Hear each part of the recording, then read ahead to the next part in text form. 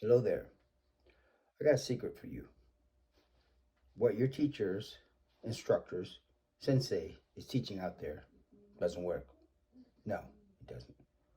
Because you go to class, you learn a technique, whatever it might be, and then you go home and then you don't practice it until you go back again 2, 3 days later and then you learn the same technique. And eventually, down the line, you may have forgotten the technique. So, no, it doesn't work unless, of course, you practice. Now, I recommend, for example, if you were to do, let's say, learn a block, okay, this might be a technique that you've learned. But instead of doing that simply at the dojo, go home, practice the technique. Now, then, what I like to do is to have what's called the sixth combo um, options. Basically, after you've done your technique, let's pretend now that the user or the person who's attacking you is bigger than you. So in the dojo, you're always doing the same movement with similar people, and the attacks are always perfect and they're always moving in the same direction, and you know what's coming.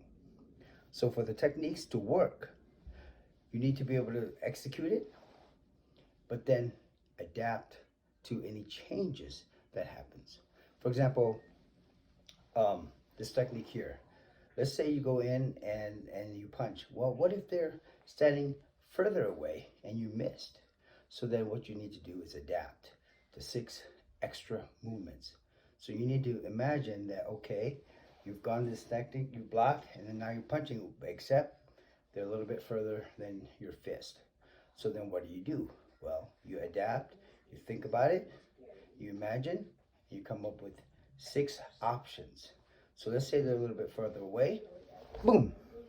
Then you take a step. Same thing. You're here, and let's say you're punching again. And this time, for example, they go to the left. Well, what do? You take a step and you go sideways. Same thing again. You block and you punch. Now let's say that person is a little bit shorter than you. So what are you going to do? You're going to have to step, punch. Again, you come up with 6 different options for each technique that you learn at school. Let's say you go here again, you punch, and then somehow the punch, you missed them because you're like, go right by the shoulder because they moved. What do?